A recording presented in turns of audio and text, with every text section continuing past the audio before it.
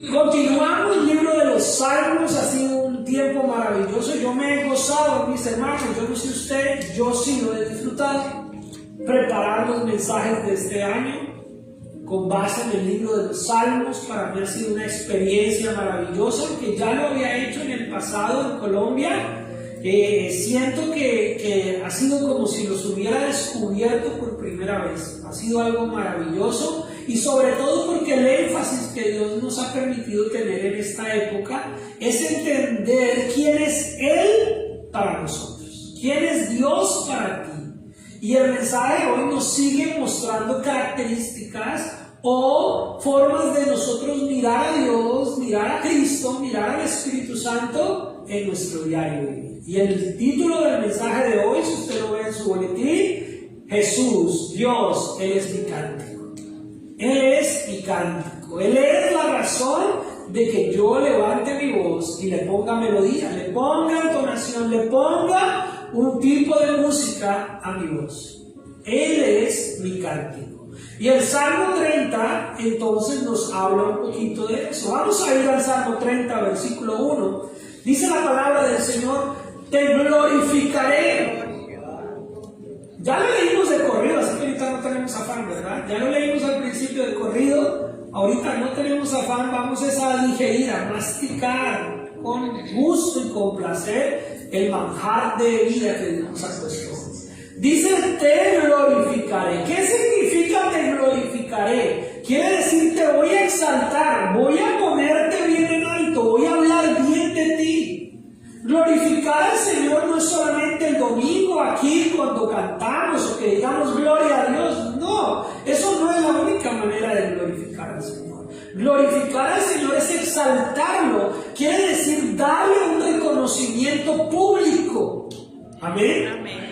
Darle un reconocimiento público a Dios. Y eso no solo se hace con canciones, eso no solo se hace con palabrería religiosa el domingo. Eso se hace cuando tú en tu diario vivir, en tu caminar diario, en tu empresa, en tu negocio, en tu lugar de trabajo, en tu escuela, en el deporte, en tus actividades, tú muestras a Jesús en tu vida y lo exaltas, lo pones como alguien que merece ser reconocido por otros. Exaltar, glorificar a Dios quiere decir hablar bien de Dios. Quiere decir dar buen testimonio de quién es Dios para tu vida.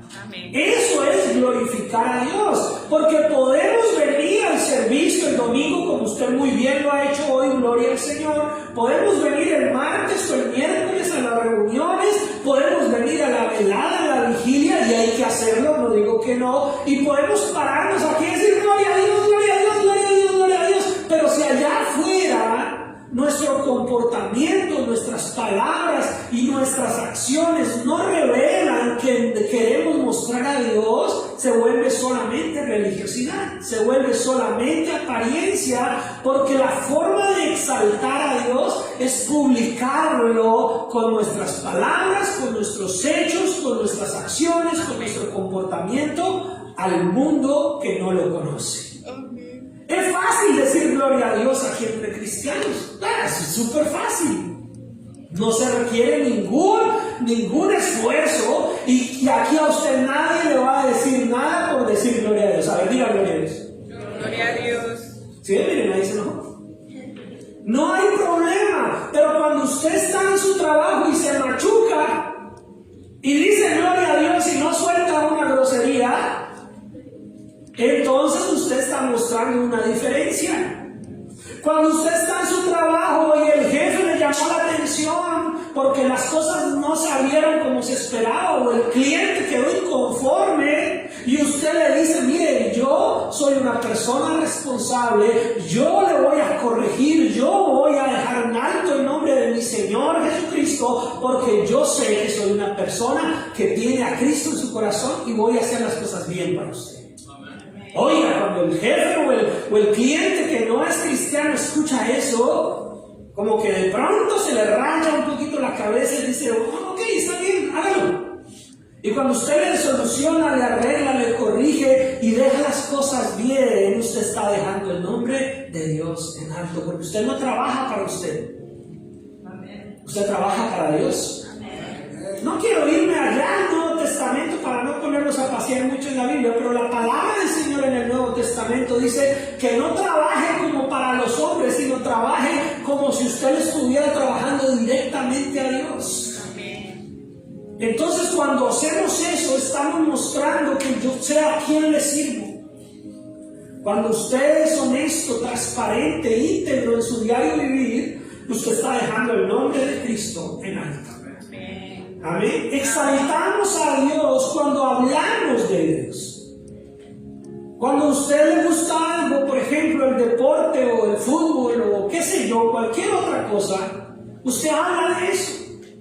Cuando la gente habla, los jóvenes o los hombres, de pronto los que les gusta el fútbol, soccer, entonces ¿que quién es mejor, este o este? Y entonces no, este, y el otro no, este, porque este tal cosa. No quiero dar nombres, ¿no? Pero algunos dicen Messi y otros Cristiano Ronaldo. Pero entonces la gente a veces entra hasta en discusiones, hasta se enoja, no, pero usted qué va a decir que el otro, este es mejor. Y empiezan a exaltar, a darle reconocimiento a esa persona porque los impresiona, porque les parece que tiene características muy buenas y por eso hablan de eso. ¿Y quién es el que hace famoso a alguien? Los demás. La gente hace famoso al deportista, la gente hace famoso al cantante. La gente hace famoso a alguien y hoy en día con las redes sociales que se viraliza es porque la gente lo expone, lo publica, lo hace notorio para todo el mundo, ¿verdad? Bueno, pues glorificar a Dios es hacerlo notorio para los demás. Glorificar a Dios es hablarle a otros de Dios. Cuando digan, ¿usted qué prefiere, Cristiano o Messi? Usted diga Cristo, Jesús. Pero ese no juega soccer, pero se metió un golazo. Salvó mi vida del pecado. Me sacó de una vida totalmente desperdiciada y en camino de condenación. El golazo de Cristo nadie lo ha hecho en este mundo.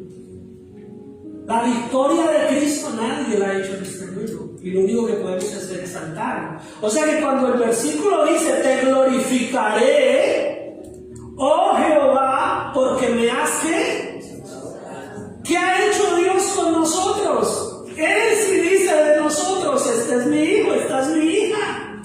Dios sí quiere hablar de ti. Dios quiere que tú seas conocido como un hombre o una mujer íntegra, como un hombre íntegro. Dios sí quiere promocionarte. Dios, al igual que cuando el cielo se abrió y Jesús estaba allá en el río Jordán con Juan el Bautista, Él lo exaltó, dijo, este es mi hijo amado, en Él tengo complacencia, Él me complace, Él me agrada, Él hace mi voluntad. ¿Quieres que Dios hable bien de ti? Pues tenemos que parecernos a Jesús. Dios quiere exaltarnos si nos parecemos a Jesús. Oh, eso es un reto muy grande, ¿no? Parecerse a Jesús no es cualquier cosa, pero no es imposible como lo quiere hacer ver algunas personas. Si fuese imposible de verdad parecernos a Jesús aquí en la tierra, pues Él no nos había dado ese mandato, no nos había puesto esa medida, no nos había dicho que creciéramos en la misma medida de la estatura de aquel varón perfecto. Él puso una medida alcanzable para nosotros. No vamos a ser dioses, no vamos a ser tan divinos como Él, pero vamos a alcanzar una medida que Él dejó de ejemplo para nosotros. Él dijo, aprendan de mí, que soy manso y humilde de corazón. Y el Señor entonces nos establece que aquí usted y yo tenemos una medida en que podemos ser mansos y humildes y parecernos a Jesús. Aquí Dios dijo, sean santos porque yo soy santo. Y usted dice, no, santo cuando me muera. No, pero inténtenlo aquí. Y cuando Dios nos dice que seamos santos como Él es santo, Él no está hablando de que nunca hayamos fallado, que seamos tan perfectos en la santidad de su divinidad. No, Él está diciendo, busquen ser apartados para mí, busquen caminar conmigo, busquen parecerse a mí y sean tan santos como puedan, como yo soy santo. El Señor establece que sí es posible seguirle, que sí es posible parecernos a Él. Y aún el apóstol Pablo dice: sean imitadores de mí, así como yo soy de Cristo. O sea que es una actividad que podemos hacer todos juntos, que nos podemos ayudar. Dice: te glorificaré, oh Jehová, porque me has exaltado y no permitiste que mis enemigos se alegraran de mí. Dios es el que no quiere que el enemigo se alegre de ti. Mire, cuando usted y yo, espero que estemos incluidos todos, ya hemos creído en Cristo Jesús, el mínimo error que cometamos, el enemigo va a estar ahí listo para burlarse de ti. Mira, uno de los problemas que tenemos nosotros los cristianos es que obviamente buscamos no fallar al Señor, ¿verdad? Obviamente buscamos no pecar, pero fallamos, pero cometemos errores. Y entonces viene esa frase, póngale cuidado a esta frase, yo no sé si usted la ha escuchado. Ay, ¿no que cristiano? ¿Sí la ha escuchado? Ay, ¿no que va a la iglesia? Ay, ¿no que usted es de esos cristianos? Pues sí, y fallamos. Y nos equivocamos. Ay, ¿no que el pastor? Sí, de carne y hueso. Y se equivoca. Pero el asunto es que usted y yo tenemos que tener claro que si estamos exaltando a Dios y Él también quiere exaltarnos, Él te va a ayudar a que no falles. Él te va a ayudar a salir victorioso de las pruebas, de las dificultades. A veces cometemos errores que no son pecado, pero que el mundo no nos quiere poner como si hubiéramos hecho la más grande tragedia. Pero Dios sabe que si tú estás buscando de verdad agradar a Dios, Dios te va a dar la victoria. Y eso es lo que el salmista está diciendo: Dios, te doy gracias porque no permitiste que mis enemigos se alegraran de mí. Ahora, hay que hacer una aclaración. No es lo mismo que tú cometas un error, fallaste de alguna manera involuntaria, a que permanezcas en el pecado. Son dos cosas diferentes, ¿verdad? Todos podemos tener momentos difíciles, situaciones donde tal vez flaqueamos o cometemos errores o imprudencias, pero nos corregimos, nos arrepentimos, ¿amén? Amén. ¿Sí o no? Amén. Y primero nos arrepentimos delante de ¿quién? Dios. Pero si hemos también ofendido a alguien, ¿qué debemos hacer?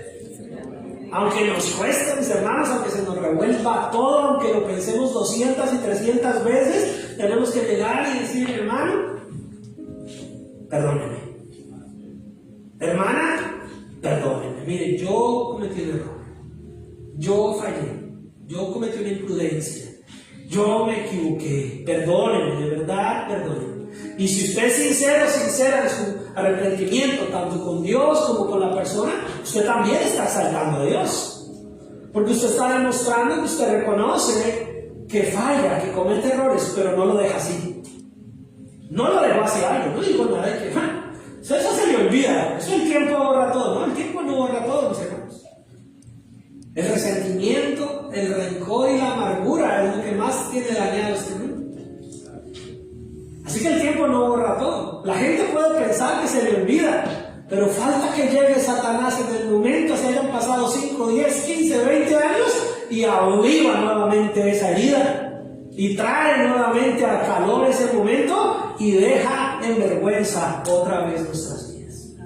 Así que nosotros tenemos que entender que Dios, Él no permite que el enemigo se alegre de nosotros si nosotros cumplimos con el propósito que es hacer las cosas a la manera de Dios. ¿Amén? Amén. ¿Vamos bien hasta ahí? Amén. Y luego le dice: Jehová Dios mío, a ti clamé y me sanaste. Aquí el salmista David está hablando de sanidad física. Para los que no conocen en la historia, este Salmo 30, según los historiadores, es muy posiblemente que el salmista David lo escribió después de que fue castigado por el mismo Dios por haber censado el pueblo. Dios no le mandó a David censar el pueblo, quiere decir contarlo. Y Dios no le dijo que lo hiciera, y David le dio la gana de hacerlo. Y Dios, por David haber desobedecido y haber censado el pueblo, Dios envió unas plagas, unas enfermedades, y murió gente, y David también estuvo enfermo. Y cuando él se reconoce su pecado, David reconoce que la regó, la embarró, cometió un error, se arrepiente y le pide misericordia al Señor, clama a Dios, y Dios lo perdona, lo sana y le da nuevamente la oportunidad de avanzar. Y David entonces encuentra un hombre que tiene una tierra muy grande, y entonces él decide comprarle esa tierra, pero el hombre le dice: no, yo se la regalo porque usted es el rey del pueblo de Israel, usted pertenece al pueblo de Jehová. Y entonces David dice: no me la regale, yo la quiero pagar, porque no le voy a dar un sacrificio al Señor que no me cueste. Y entonces David compra la tierra, y ya era la oportunidad de tener a futuro un lugar para el templo, un lugar para la oración. Y entonces David clama al Señor y es sanado, y por eso David escribe este salmo.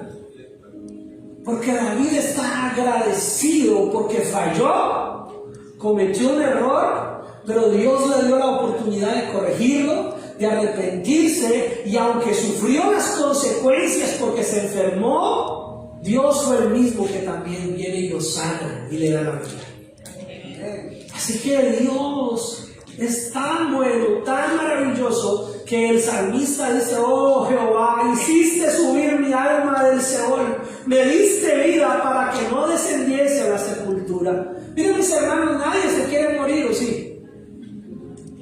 Pero un día todos llegaremos a ese momento.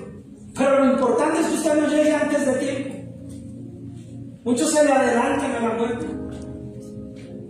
Pero Dios lo que quiere de nosotros es que vivamos para su gloria. Que vivamos para Él.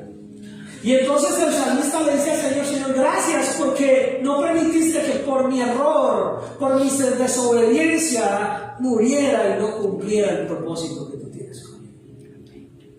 Muriera y no le diera la debida honra a tu nombre en vida.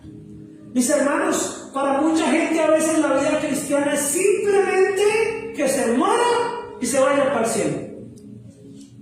Como que pareciera que volverse cristiano es: ya soy cristiano, ya voy a la iglesia y ya, pues esperar la muerte y que me vaya para el cielo.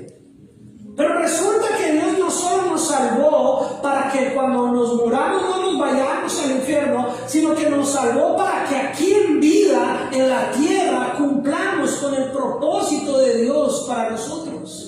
Él nos salvó también para que tú fueses un testimonio de su poder, para que le exaltes, para que publiques las maravillas que Él ha hecho en ti, para que le cuentes a otros quién es Él. Por eso la palabra del Señor dice que somos pueblo, nación santa, pueblo adquirido por Dios. Él te compró a precio de sangre, no solamente para que cuando te mueras no te vayas al infierno. Él te compró a precio de sangre para aquí y ahora tú le sirvas. Para que tú seas útil en sus manos, para que tú seas un testimonio de quién es Él, para que otros conozcan que así como Dios tuvo misericordia de ti y te salvó, Dios la puede tener de otros. Amén. Por eso dice que somos pueblo, nación santa. ¿Para qué? Para anunciar. Para anunciar.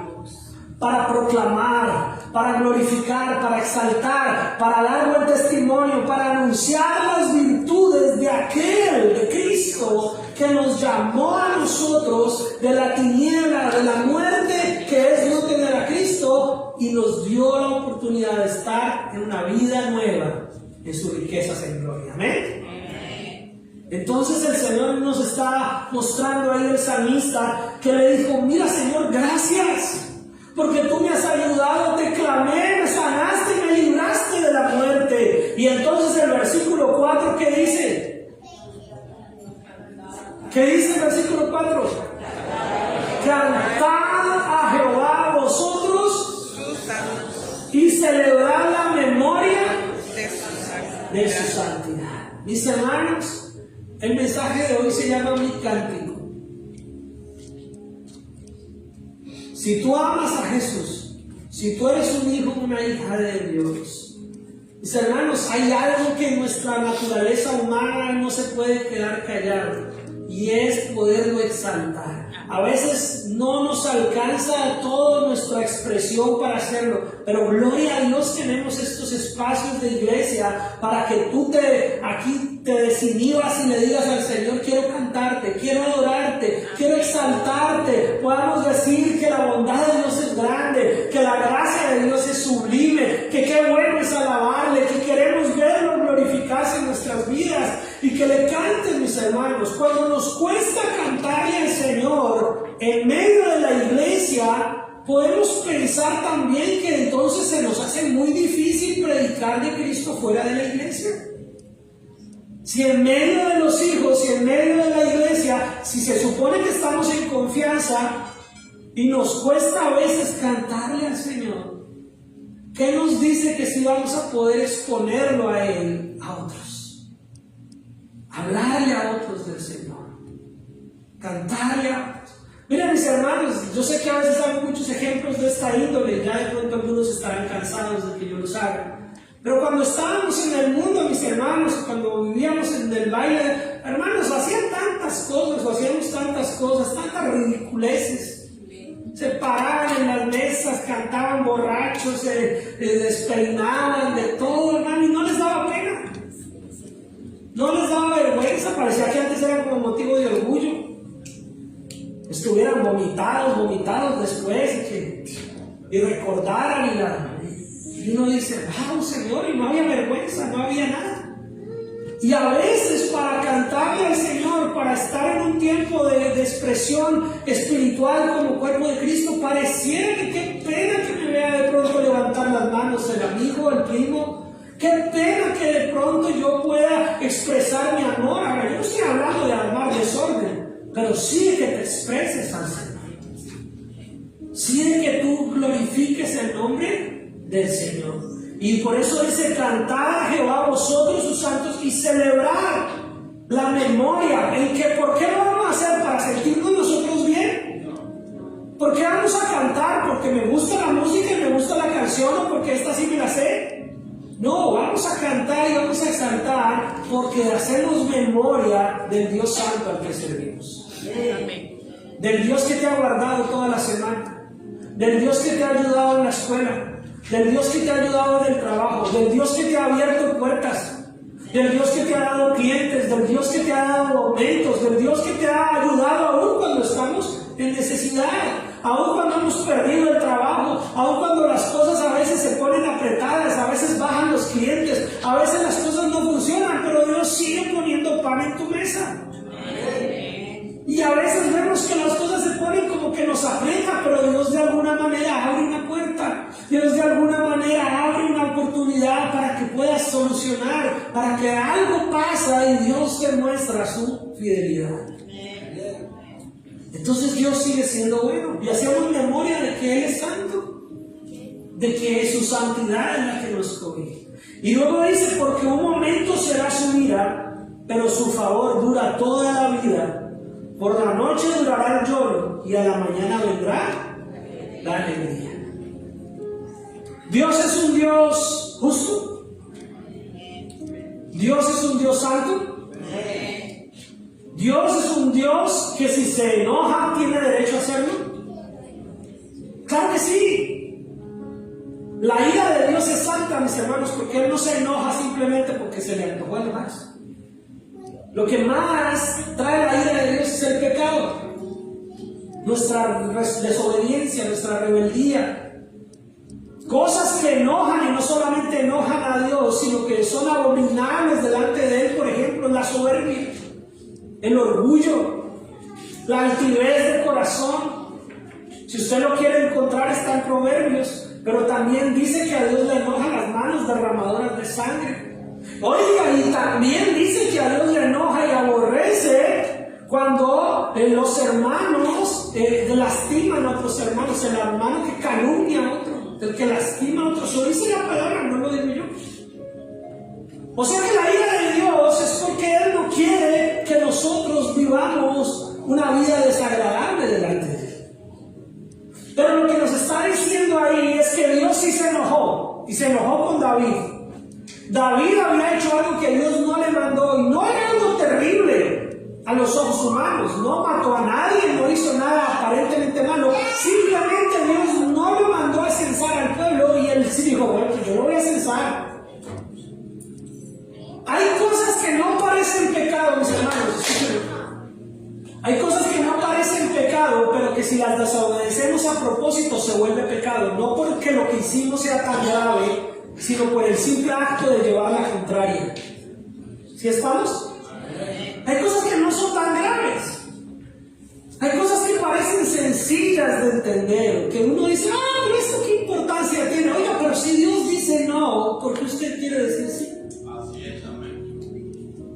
Porque no se trata de si esto es más grave que esto. Podemos entender no matar, porque es que matar es malo. Pero si Dios dice no a otras cosas que parecen menos graves, ¿por qué sí le tengo que llevar la contraria a Dios en eso? ¿Sí me voy a entender? Como papás, los padres, las madres pueden dar fe de eso. Usted como papá, usted puede darle una gran responsabilidad a un hijo o una hija. O puede decirle algo muy serio, le digo, oiga, mira, esto es importante, con cuidado, no lo hagas, tal. Y de pronto el hijo ve que usted está muy serio, muy enfocado en pedirle el favor, y le dice, no lo hagas, y el hijo de pronto dice, ok, no, esto es serio. Pero de pronto usted le dice a alguien, oiga, dejé este vasito con agua ahí, no me lo toque. Me lo va a tomar ahorita más tarde con una pastilla. Y de pronto alguien lo vio y que escuchó que usted le pareció fácil tomárselo, pero pues no es el vaso con agua. No es que no pueda servirse otro vaso. Es que simplemente irrespetó la orden, irrespetó la decisión. No se trata a veces de que lo que hagamos sea tan terrible o tan malo. Se trata de por qué lo hacemos o por qué no lo hacemos. ¿Por qué quiero llevar la contraria a algo sencillo? Si Dios dice algo, por algo lo dice. ¿Amén? Si Dios dice no a algo, por algo es. No tiene usted que ser el que valida a Dios. Eso sí te lo creo, porque yo también creo que es importante. Pero esto, Señor, no te lo creo tanto, porque yo pienso, yo opino. A mí me parece que eso no es tan grave, no es tan importante. ¿Quién dijo que usted y yo somos los que tabulamos qué es importante y qué no es importante de Dios? ¿De dónde acá nosotros podemos decirle a Dios qué es lo que para Él es santo y para Él no es santo? Esa fue la conversación que tuvo Job en la escritura con sus amigos. Esa fue la conversación que tuvo Job en un momento de debilidad, en un momento donde su fe aún estaba en juego, en un momento donde los problemas se le habían vuelto terribles, y aún así él estaba diciendo, ¿quién somos nosotros? ¿Quién soy yo para decirle a Dios por qué haces o por qué no haces? Y a veces a nosotros nos parece tan fácil desobedecer cosas porque a mí me parece. A mí me parece. Bueno, a nosotros nos pueden parecer muchas cosas, pero si la escritura lo dice de otra manera, sorry, ¿verdad? Entonces, el asunto a veces no es si lo que hicimos o no hicimos es muy o no es tan grave. La pregunta es, ¿por qué lo hacemos? ¿Por qué queremos llevarle la contraria a Dios a veces? ¿Por qué para unas cosas sí queremos ser literales y bíblicos y radicales, y para otras cosas como que nos hacemos los de las vistas cortas? Para otra cosa como que si eso no existiera. Por eso el salmista le está diciendo al Señor, Señor, gracias, porque tú eres muy bueno.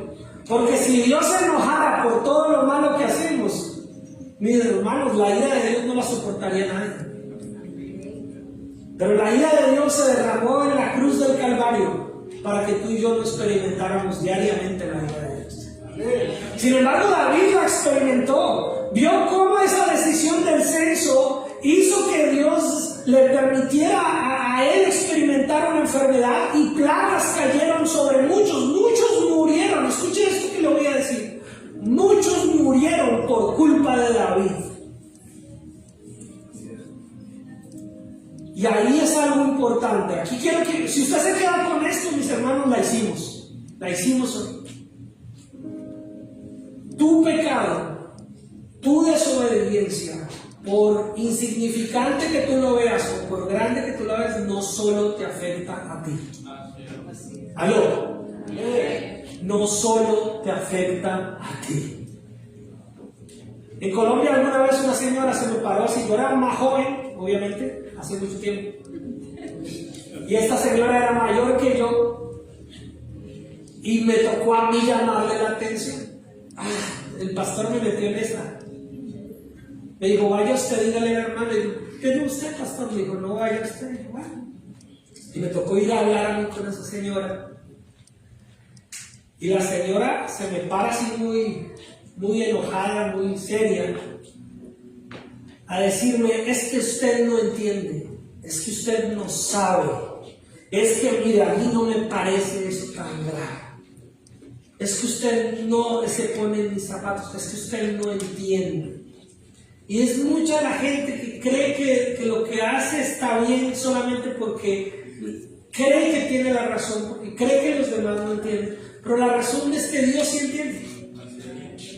Dios sí sabe, Dios sí conoce. Y entonces cuando nosotros entendemos eso, el Señor nos ayuda a comprender que Dios es el que tiene la razón, no yo. Amén. Dios es el que tiene la razón. Y la gente entonces a veces se enoja y se pone como tan en la defensiva, y es que usted no entiende, es que usted no sabe. No, tal vez no entiendo, tal vez no sé, pero sé que Dios dice esto. Tal vez yo no conozca al 100% su situación, así como usted no conoce la mía. Pero sea la suya o sea la mía, tenemos que alinearnos a la palabra de Dios. Esto no es una competencia a ver a quién le tocó la vida más sufrida. Usted no encuentra en la Biblia eso. Usted no encuentra en la Escritura una competencia entre los discípulos a ver cuál iba a sufrir más. A ver cuál iba a tocar la vida más sufrida.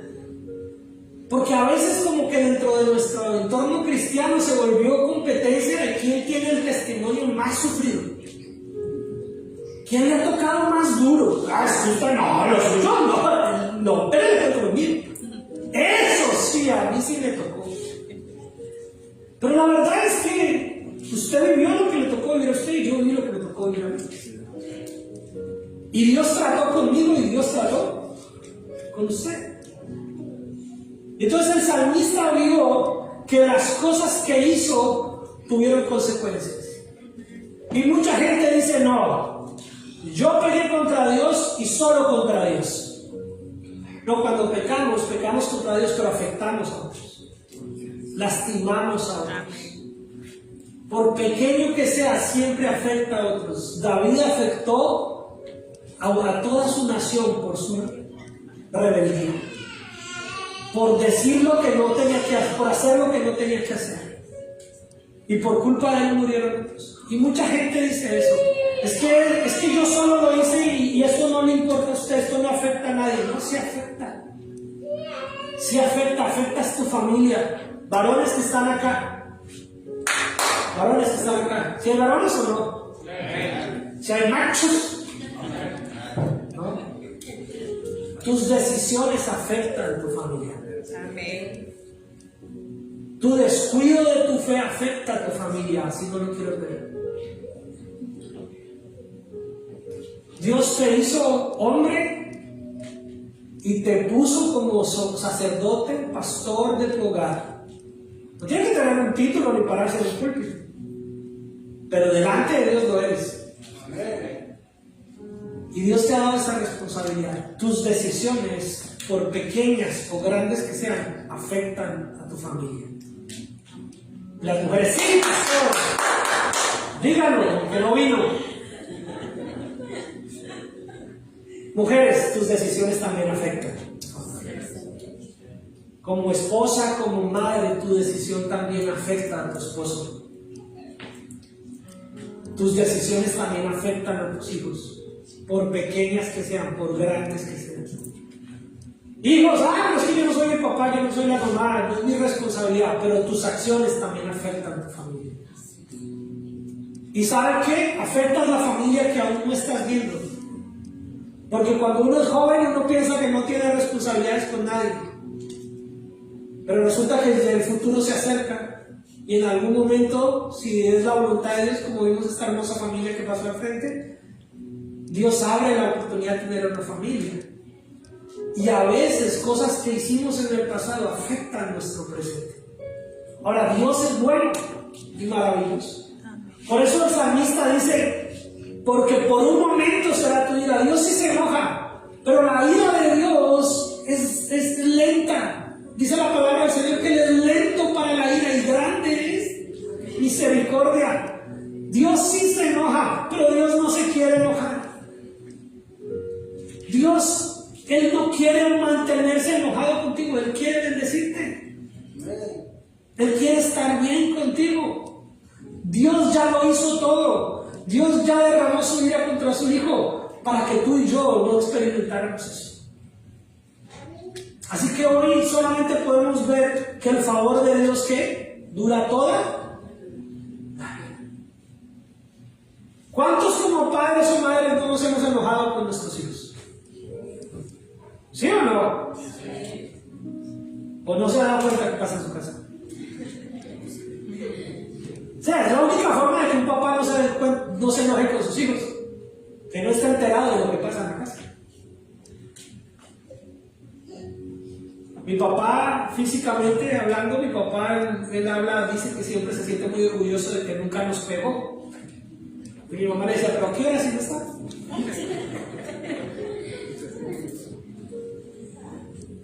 Con todo padre, de pronto me está viendo la mamá. Todo padre que se enoja con sus hijos no se quiere enojar con ellos. Por lo menos hablamos de gente normal, no psicópatas ni gente loca. Todo papá que ama a sus hijos no se quiere enojar, pero hay momentos en que le sacan uno el enojo.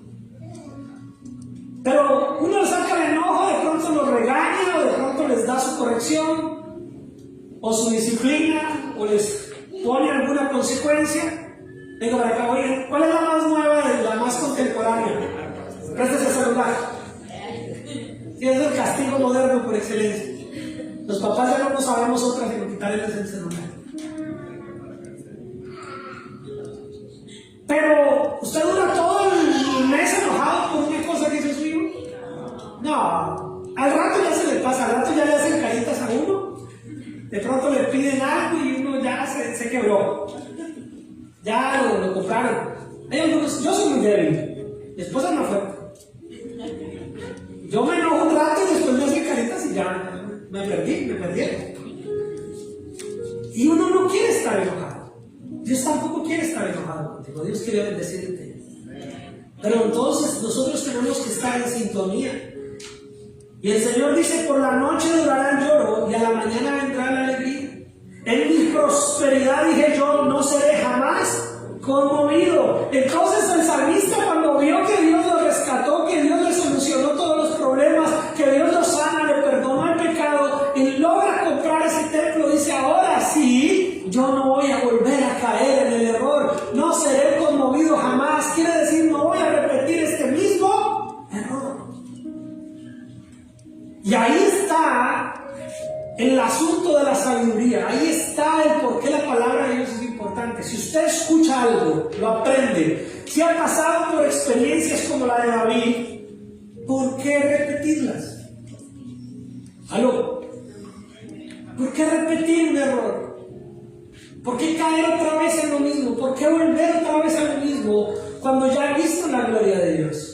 Cuando ya he visto su misericordia, cuando ya vi las consecuencias que tomó mi decisión, por pequeño o por grande que fuera, vi cómo me afectó a mí y cómo afectó a otros. ¿Por qué seguir en lo mismo? Y el salmista entonces dice, porque tú, Jehová, con tu favor me afirmaste como monte fuerte, escondiste tu rostro, fui turbado, pero a ti, oh Jehová, clamaré y al Señor, ¿qué? Suplicaré. Mi hermanos, cuando vuelva a pasar por circunstancias que ya ha pasado en el pasado, cuando tentaciones que usted creía que ya había superado se le vuelvan vuelvan a aparecer, no hay otra sino suplicarle al Señor. No se las dé de macho. No es grosería, los colombianos decimos berraco. No se las dé de berraco, no se las dé de Superman. Humíllese al Señor. Humíllese al Señor, clámele al Señor. Suplíquele. Y entonces le dice el salmista al Señor: ¿qué provecho hay en mi muerte cuando descienda a la sepultura? ¿Te alabará el polvo? ¿Anunciará tu verdad? Oye, oh Jehová, y ten misericordia de mí. Jehová, sé tú mi ayudador. Una de las formas de orar la palabra del Señor no es repetirla solamente. Una forma es interiorizarla y hacerla parte de nuestra realidad. ¿Sabe por qué el salmista le decía al Señor esto? Porque él sabía que Dios lo había escogido como rey de Israel. Él sabía que aún había batallas por pelear. David sabía que aún había que conquistar terreno y aún había que acumular riqueza para dejarle ese terreno y dejarle esa riqueza a su hijo Salomón para que construyera el templo. David sabía que todavía tenía tareas que hacer. David sabía que todavía el propósito de Dios en su vida no se había cumplido en totalidad. Entonces, cuando vio la misericordia del Señor, le dijo: Señor, no me quites la vida. Dame la oportunidad, Señor, porque te sirvo más vivo que muerto. Te sirvo más vivo que muerto. ¿O acaso el polvo va a poder hablar de ti? ¿Acaso en la tumba usted va a poder hablar del Señor? Miren, mis hermanos, muchos callamos y muchos hemos callado.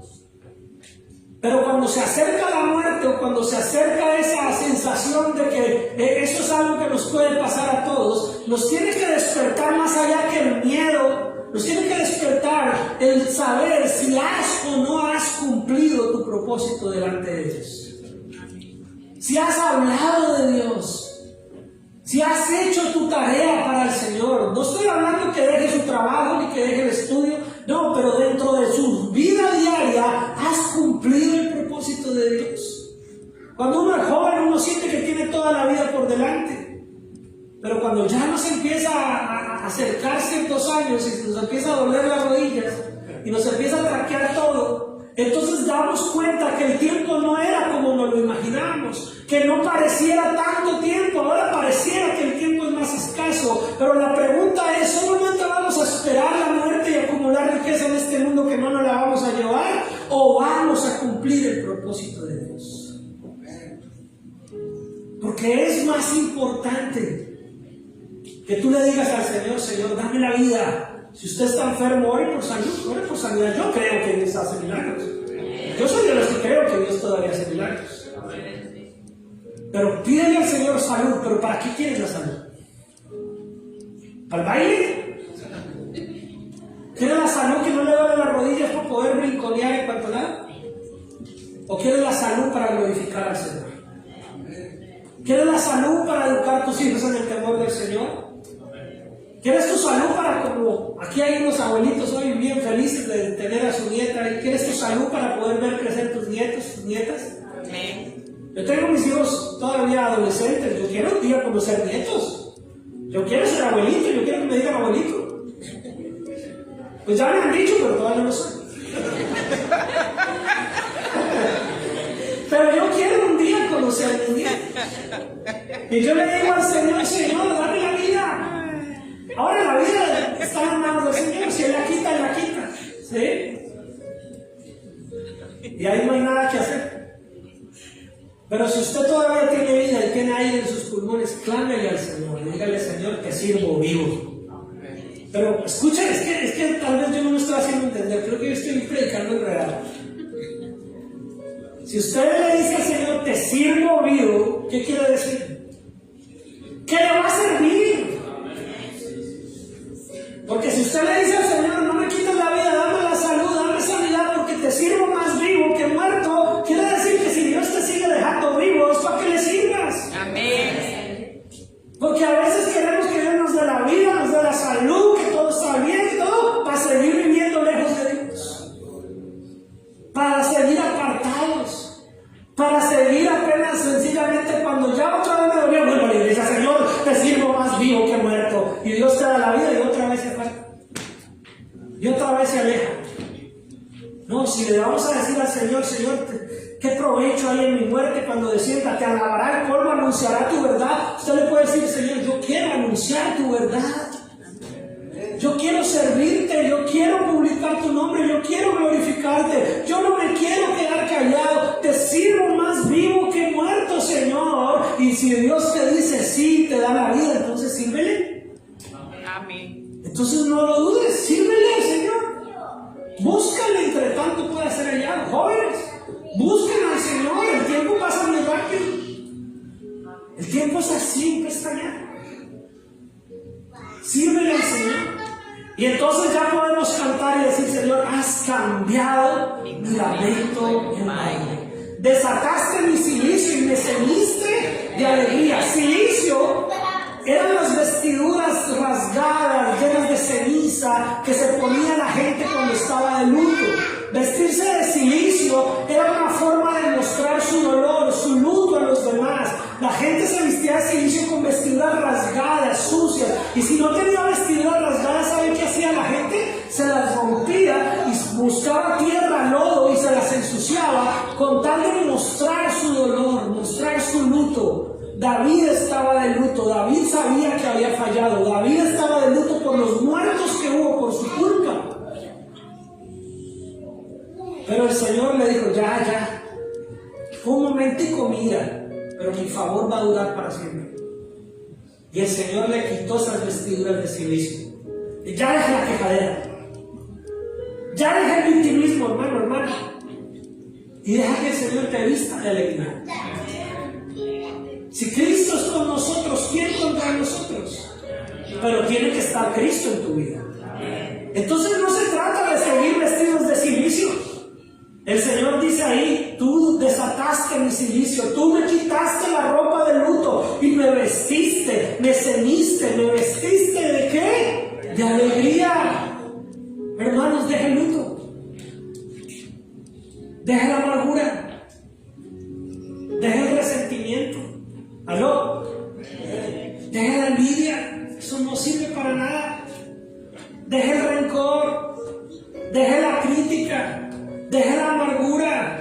Que el abuelito, que el tío, que el primo, que el pastor, que el hermano, que el líder, que la vecina, que el perro, que el gato no se vista más de silicio. Si ya eres un hijo de Dios, si ya eres una hija de Dios, si Cristo te ha dado la vida, si Cristo quiere que le sirvas, vístete de alegría. Amén. Vístete de alegría. Y entonces, versículo 12, pongámonos de pie.